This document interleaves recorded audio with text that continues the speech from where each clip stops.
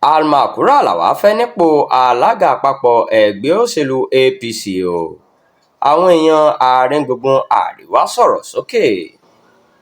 Àwọn ọmọ ẹgbẹ́ òṣèlú All Progressives Congress ní ìhà àárín gbùngbùn Àríwá orílẹ̀-èdè yìí ti fòǹtẹ̀lù gómìnà ìpínlẹ̀ Nasarawa nígbà kan Sẹ́nitọ̀ Tanko Almakura gẹ́gẹ́ bí alága àpapọ̀ ẹgbẹ́ òṣèlú náà.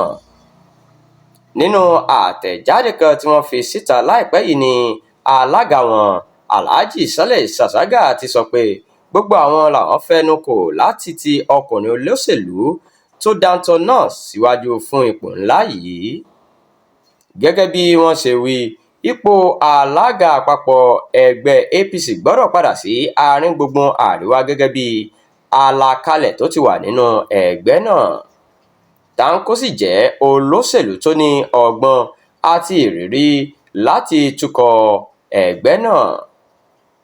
Wọ́n fi kún pé yàtọ̀ sí pé Tanko wà lára àwọn olùdíje fún ipò alága ẹgbẹ́ APC lásìkò ìpàdé àpapọ̀ wọn tó wáyé lọ́dún 2022, kò bá ẹgbẹ́ jiyàn nígbà tí wọ́n mú Abdullahi Adamu gẹ́gẹ́ bí alága àpapọ̀.